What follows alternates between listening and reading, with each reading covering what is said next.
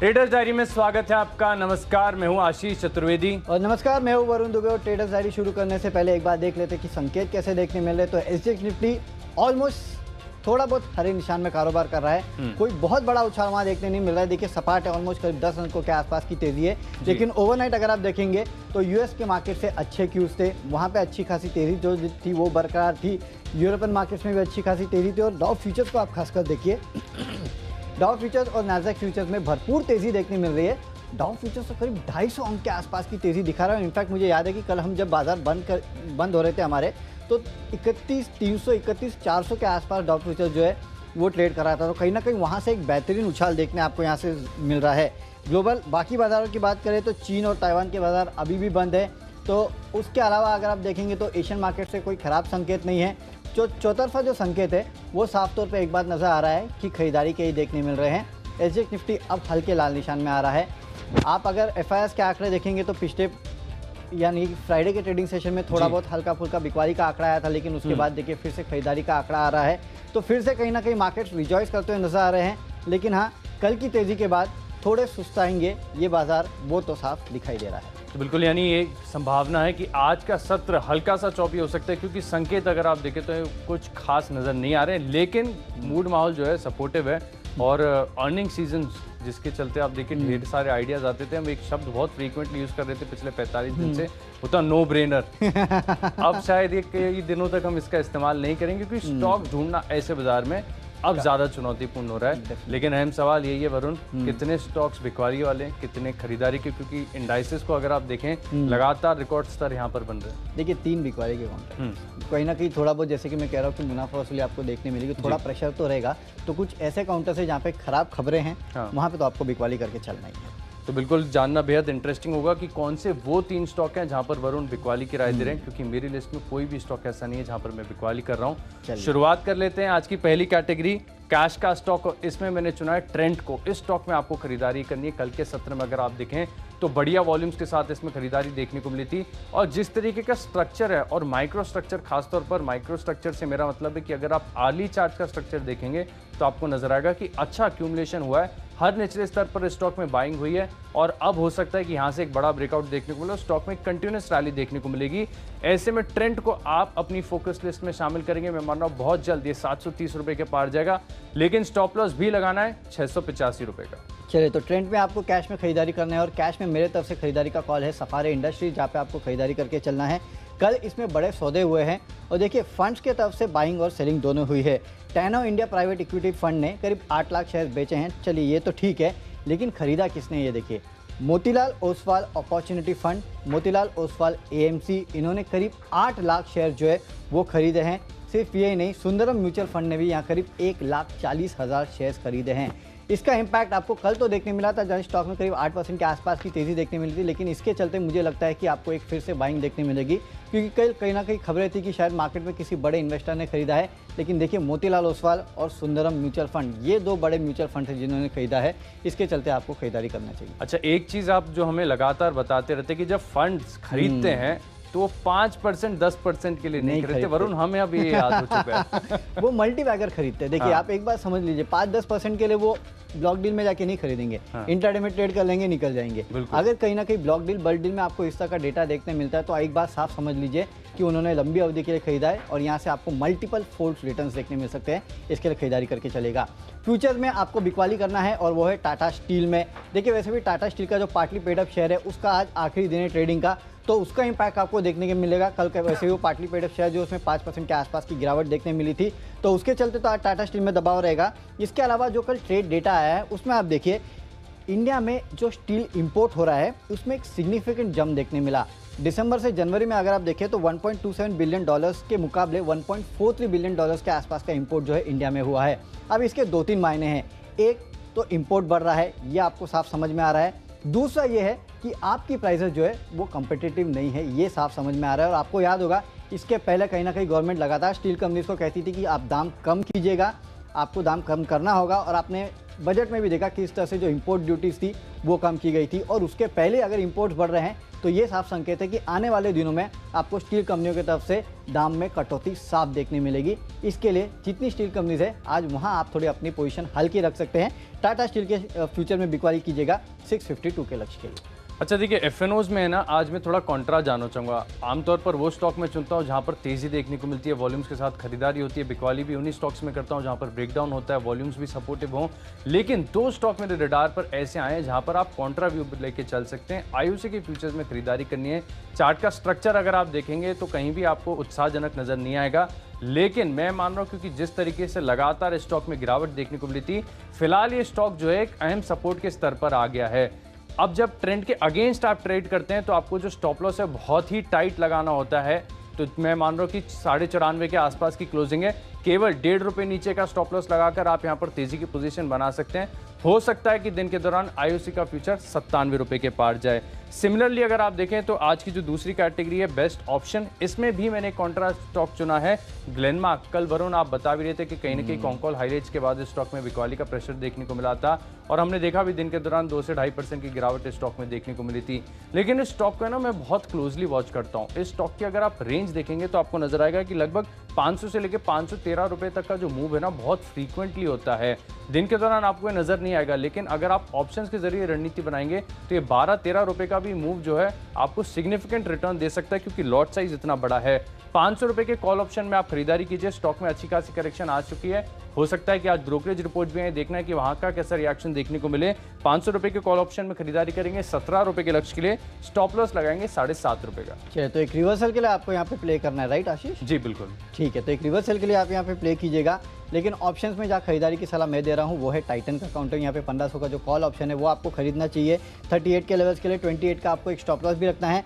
देखिए, दरअसल खबर ये आई है कि इस कंपनी की सब्सिडरी है कैरेट लेन ट्रेडिंग ने यूएस में दरअसल स्टूडियो इंक नाम की एक सब्सिडरी का गठन किया, और ये जो है रिटेल ज्वेलरी से जुड़े व्यवसाय में है। तो कहीं ना कहीं ये एक बात साफ समझ में आ रही है कि यूएस में कहीं ना कहीं ये कंपनी अपने पैर जो है वो जमाने की कोशिश कर रही है, तो उसका इम्पैक्ट आपको देखने मिलेगा। इसके अलावा ये कंपनी काफ़ी सारे फंड से आज मिलने भी वाली है।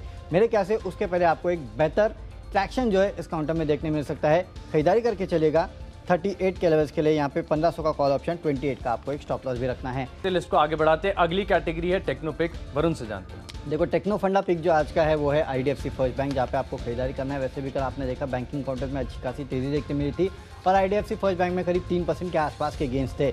इसके अलावा खबरें ये भी है कि ये कंपनी जो है 18 तारीख को इस कंपनी की बोर्ड बैठक है जहाँ पे पूंजी जुटाने के ऊपर बोर्ड विचार करने वाला है। तो ये न्यूज़ जो है कहीं ना कहीं इसका इम्पैक्ट भी आपको देखने मिलेगा। हालांकि याद रखिए कि कल काफ़ी चल चुका है ये काउंटर, लेकिन टेक्निकल सेटअप एक बात बता रहा है कि यहाँ पे मोमेंटम जो है वो शायद आगे भी जारी रह सकता है। इसके लिए मैंने इसको एज अ टेक्निकल पिक लिया है। 56 के लक्ष्य के लिए यहाँ खरीदारी करके चलेगा।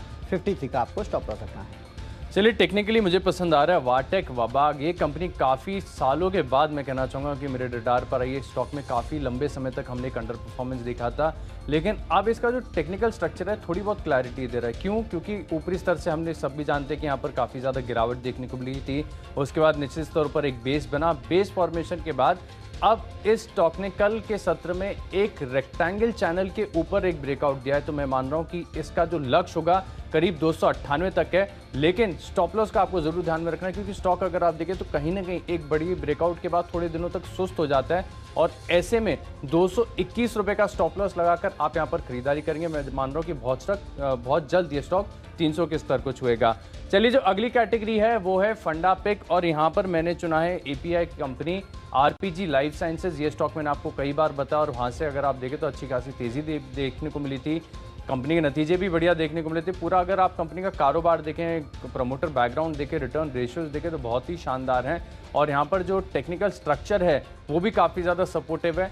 छोटी अवधि में मैं मान रहा हूँ कि ये स्टॉक बहुत जल्द करीब 485 के स्तर को छुएगा। स्टॉप लॉस आपको लगाना है केवल ₹19 नीचे, ₹400 का। चलिए, तो फंडामेंटल पिक में जो आपको यहाँ पे दे रहा हूँ वो है आईटी काउंटर टेक महिंद्रा, जहाँ पे आपको खरीदारी करनी है।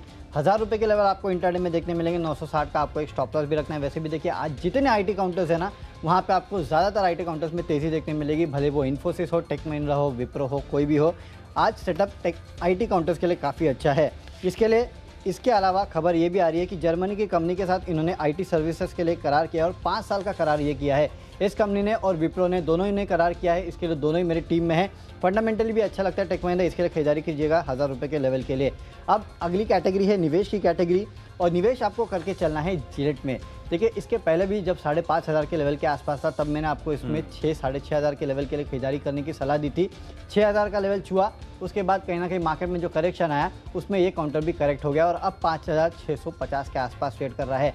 फिर से जल्दी ये काउंटर जो है 6,000 का लेवल छूने वाला है। वैसे भी मेंस ग्रूमिंग सेगमेंट जो है उसमें अब तूल पकड़ना शुरू किया है। जैसे जैसे ऑफिसेस खुल रहे हैं, जैसे जैसे स्कूल कॉलेजेस खुल रहे हैं, तो उसका इंपैक्ट आपको कहीं ना कहीं देखने मिलेगा। खासकर ऑफिसेस जो खुल रहे हैं उसका इंपैक्ट देखने मिलेगा, स्कूल कॉलेजेस का उतना इंपैक्ट नहीं होता है। तो वो जो आपको इंपैक्ट है वो आपको देखने मिलेगा। तो आने वाला यानी कि ये जो सेकेंड हाफ आएगा, अब आएगा जो, उसमें आपको इस कंपनी के नतीजे जो है वो काफ़ी बेहतर देखने मिल सकते हैं। इसके लिए यहाँ खरीदारी कीजिएगा। 6,000 के लेवल 3 महीने में दिखाएगा। 6 से 8 महीने का अगर आप लेके चलते हैं ड्यूरेशन, तो आपको 6,500 के आसपास के लेवल भी देखने मिल सकते हैं।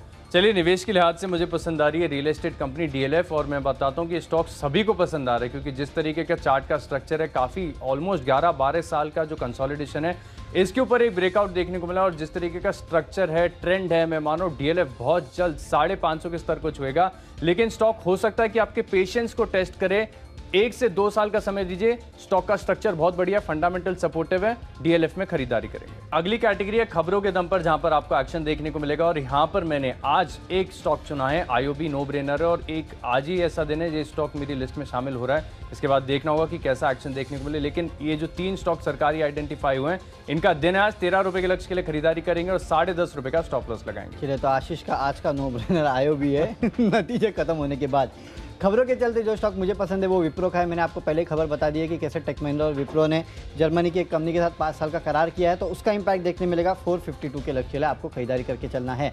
हमारी आखिरी कैटेगरी है माई चॉइस की कैटेगरी, और यहाँ 3 में से 2 सेल कॉल है, एक बाय कॉल है। Buy call bank of Maharashtra में है, जहाँ पे आप खरीदारी करके चल सकते हैं, क्योंकि जिस तरह से खबरें आई हैं कि प्राइवेटाइजेशन हो सकता है 4 बैंक्स का, उसमें इस बैंक का नाम भी शामिल है, उसके चलते आपको इंपैक्ट देखने मिलेगा। 16.5 के लक्ष्य के लिए खरीदारी करके चलेगा। 15.5 का आपको एक स्टॉप लॉस भी रखना है। 2 जो सेल कॉल है उसमें एक JSPL का फ्यूचर्स है, जहाँ पे आप बिकवाली करके चल सकते हैं। मैंने आपको बताया कि जैसे कि इंडिया का ट्रेड डेटा जो है उसमें जो इंपोर्ट्स है उसमें बढ़ोतरी देखने मिली स्टील का, उसका इंपैक्ट देखने मिलेगा। 300 के लक्ष्य के लिए बिकवाली कीजिएगा। और PVR थोड़ा वीक लग रहा है, 1500 के लेवल से लगातार गिरते चला आ रहा है, उसका इंपैक्ट आपको देखने मिलेगा। तो कहीं ना कहीं यहाँ भी बिकवाली करके चलेगा। 1430 के लेवल के लिए बिकवाली कीजिएगा। 1490 का आपको एक स्टॉप लॉस भी रखना है। चलिए, माई चॉइस में मेरे तीनों स्टॉक्स खरीदारी के होंगे। उनमें से 2 स्टॉक्स बैंकिंग है। सेंट्रल बैंक, यहाँ पर भी आपको खरीदारी करनी है। 16 रुपए के लक्ष्य के लिए 13 रुपए का स्टॉप लॉस लगाइए। निजीकरण एक बड़ा ट्रिगर हो सकता है और दिन के दौरान 10 से 15% तक के मूव्स देखने को मिल सकते हैं। एक और बैंक मुझे पसंद आ रहा है, मिड कैप स्पेस है, DCB बैंक। वैल्यूएशंस भी अच्छे हैं, टेक्निकल स्ट्रक्चर भी सपोर्टिव है। मैं मान रहा हूँ यहाँ पर भी तेजी देखने को मिल सकती है। हालांकि कल के सत्र में स्टॉक काफी ज्यादा चल भी चुका है। 120 रुपए के लक्ष्य के लिए आप खरीदारी करेंगे और 113 रुपए 50 पैसे का आपको स्टॉप लॉस लगाना है। आखिरी स्टॉक है मेरी लिस्ट में रत्नमणि मेटल। यहाँ पर भी अगर आप देखें तो स्ट्रक्चर अक्यूमुलेशन इंडिकेट कर रहा है, और इस स्तर से अगर ब्रेकआउट होता है तो मैं मान रहा हूँ 1700 रुपए के पार जाएगा स्टॉक। लेकिन स्टॉप लॉस का जरूर ध्यान रखना है आपको 1640 रुपए का। चलिए, स्टॉक्स की सूची पूरी हो चुकी है, फटाफट नजर डाल लेते हैं और देखते हैं कौन से स्टॉक्स हमने अपनी टीम में शामिल किया है। कैश का काउंटर है सफारी इंडस्ट्रीज, जहां पे आपको खरीदारी करना है। फ्यूचर्स में टाटा स्टील में बिकवाली कीजिएगा। टाइटन का 1500 का कॉल ऑप्शन खरीदना है। टेक्निकली IDFC फर्स्ट बैंक अच्छा लगता है, खबरें भी है, उसका इंपैक्ट देखने मिलेगा। फंडामेंटली टेक महिंद्रा, यहाँ भी खबरों का इंपैक्ट आपको देखने मिलेगा। 1000 रुपये के लेवल देखने मिल सकते हैं। निवेश कीजिएगा जिलेट में अगले 3 महीनों में 6000 के लेवल के लिए। खबरें विप्रो में है, यहाँ पे खरीदारी करना है आपको। माई चॉइस में बैंक ऑफ महाराष्ट्र है, जहाँ पे आपको खरीदारी करना है, और JSPL और PVR के फ्यूचर में आपको बिकवाली करके चलना है। और इनमें से जो मेरा बेस्ट पिक है वो विप्रो का है। आज वैसे भी IT काउंटर्स में काफ़ी आपको हरकत देखने मिलेगी, और विप्रो के लिए तो खबर भी है कि जर्मनी की कंपनी के साथ इन्होंने 5 साल के लिए करार किया है, उसका इंपैक्ट भी देखने मिलेगा। खरीदारी करिएगा यहाँ पे 452 के लक्ष्य के लिए। तो चलिए, कैश का स्टॉक है ट्रेंट, IOC और ग्लेनमार्क एक कॉन्ट्रा ट्रेड साबित हो सकते हैं। वाटेक वाबा आपका स्ट्रक्चर अब थोड़ी क्लैरिटी दे रहा है। 300 रुपए के लक्ष्य के लिए आप खरीदारी करेंगे। फंडामेंटली बेहतर कंपनी है RPG लाइफ साइंसेज, 484 रुपए के लक्ष्य के लिए खरीदारी करेंगे। निवेश के लिहाज से खरीदारी करनी है DLF में, यहाँ पर मल्टी ईयर ब्रेकआउट है, आपको 2 साल की अवधि के लिए खरीदारी करनी है। IOB, सेंट्रल बैंक, ये दोनों स्टॉक्स आज फोकस में रहेंगे। DCB बैंक 120 रुपए के स्तर तक जा सकता है। और रत्नमणि मेटल के चार्ट में भी अगर आप देखें तो एक अक्यूमुलेशन इंडिकेशन हो रहा है। 1700 1700 रुपए के पार ये स्टॉक जाएगा। इन 10 स्टॉक्स में मेरा कन्विक्शन सबसे ज्यादा है डीएलएफ में। मैं मान रहा हूं अगले 2 साल में स्टॉक बहुत जल्द 550 के पार जाएगा।